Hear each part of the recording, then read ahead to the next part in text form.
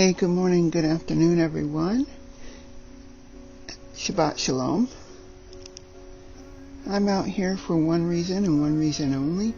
This is part 2 of Taming the Tongue Bible story, or Bible study. Maybe there might be a story in there, but I have to make this quick because I'm going to the doctor's today. How's that for a Shabbat? Okay. The complaint fast. Focus. Trading grumbling for gratitude. Here's a scripture. Do everything without grumbling or arguing, so that you may become blameless and pure. Philippians 2, verse 14 through 15. Grumbling is often a leaky tongue. Leaky. It's how we vent internal dissatisfaction. However, it often spreads a gray cloud to everyone around us, meaning that if you don't exercise control over your mouth, over your tongue, it is like a gray cloud that starts before the rain hits. Then after the tongue lashing, after the uncontrollable tongue is lashed out on others, that's when the terrible rain comes down. The storm hits because of our releasing of the tongue. We say a hurtful thing to somebody who done us wrong or something like that.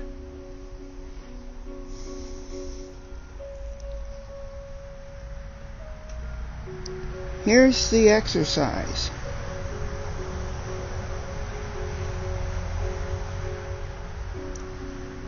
Sorry about that. My screen was acting up. The exercise that we can do. Try to go 4 hours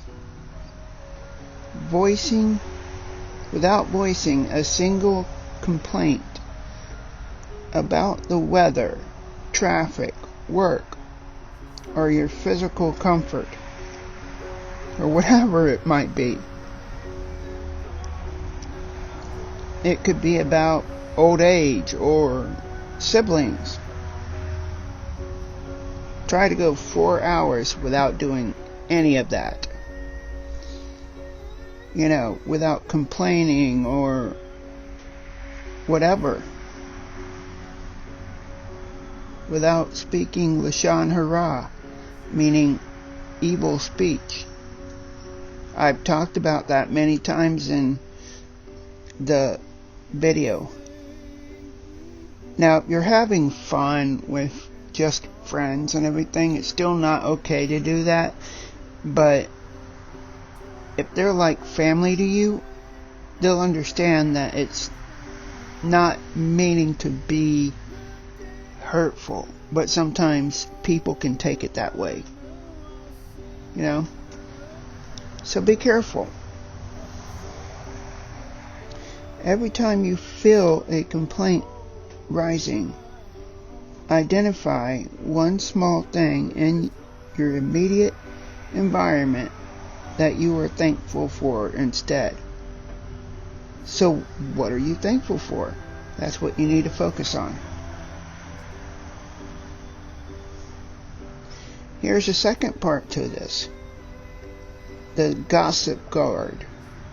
Okay, last night we were just speaking about that, Lashon Hara also delves in the gossip part. Speak no gossips. Hear no gossips. Be no part of a gossip. You know, I'm still working on that, so y'all aren't alone. Protecting the reputation of others. Scriptures. Here's a scripture for you. A gossip betrays a confidence, but a trustworthy person keeps it a secret. Proverbs 11 verse 13. Meaning that if you have a secret to keep, you need to keep that secret instead of just blabbing it off to other people. Because let's face it, nowadays we all have problems. Not all problems have to be voiced. Not all secrets need to be shared. Not all, gabbly-goop needs to be amongst the world. Okay? Some things are best left said within your own head. Like I see, okay, let me give you an example, please. I see things that go on YouTube, on social media type stuff, that kind of thing, via YouTube, of course, that is plain awful, and then people wish they have not posted it. People wish that, oh, I shouldn't have posted that. I wish I could take that back. But you can't. Once you post it, it's there. Like way back when, I used to post a lot about where I live and that kind of mess. You can't do that. Now I was protective about that for a reason. But I used to do a lot of things like that. Thought it would be cool if my fans could experience where I'm living. But nowadays, especially back then, you need to be careful. So yeah, you don't just have diarrhea of the mouth and gossip about everything.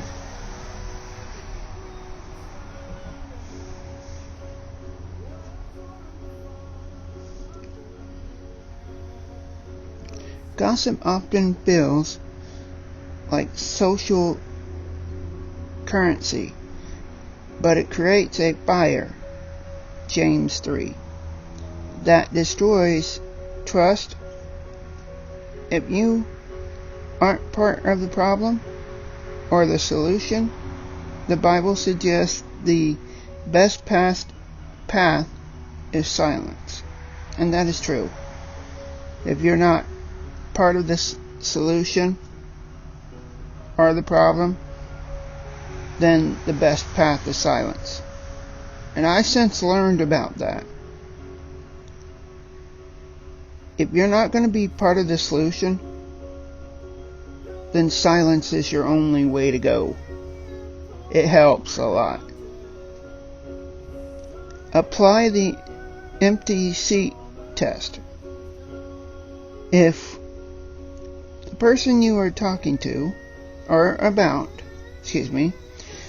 walked in and sat down next to you, would you still say those words in the same tone? Think about that. I want you to really think about that and then comment in the comment section yes or no.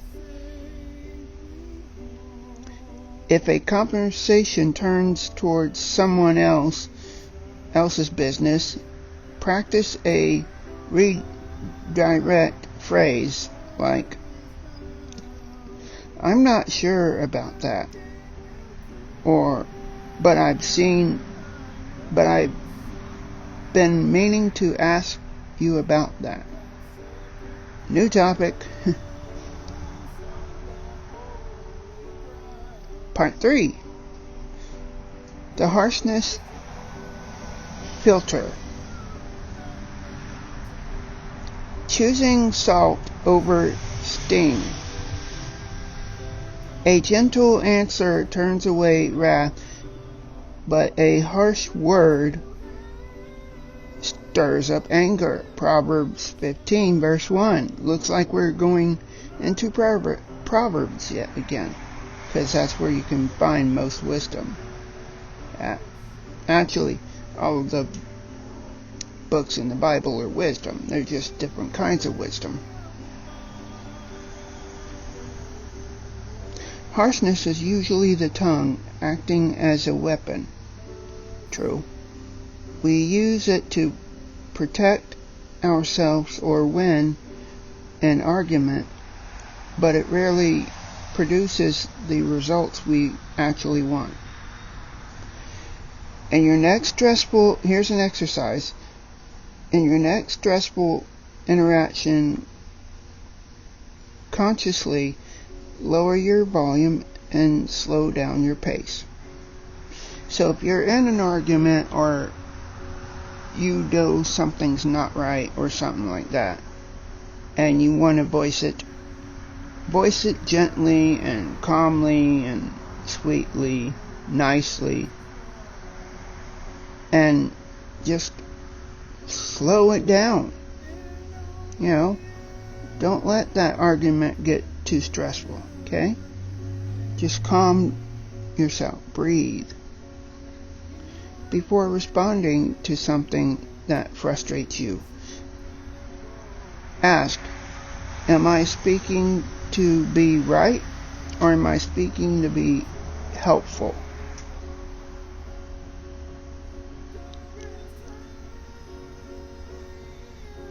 To wrap this up, take a look at Psalm 141 verse 3 again. Set a guard, O Lord, over my mouth. Keep watch over the door of my lips. If your lips are a door, which of these three intruders, complaining, gossip, or harshness, is the hardest for you to keep out? Recognizing the pattern is the first step toward taming it. And family, I want to thank you for being here for part 2 of Taming the Tongue Bible Study. I want to know what you've learned in the comments down below. I want to know what part of Taming the Tongue have you done? Have you watched what you said at a certain time? Have you watched how you said it? Because tone is everything. It's, kids, I know you're not going to understand this now, but the way you phrase things, the way your tone is, can either be hurtful, can harm somebody's emotions or something like that, or it can build them up. Make their self-esteem go up, make their feelings about you go up. Yeah, words are powerful. Like we talked about last weekend, the tongue is like a two-edged sword. It can cut, or it can heal. Thank you for joining me today. And as usual, Shabbat Shalom. And God bless.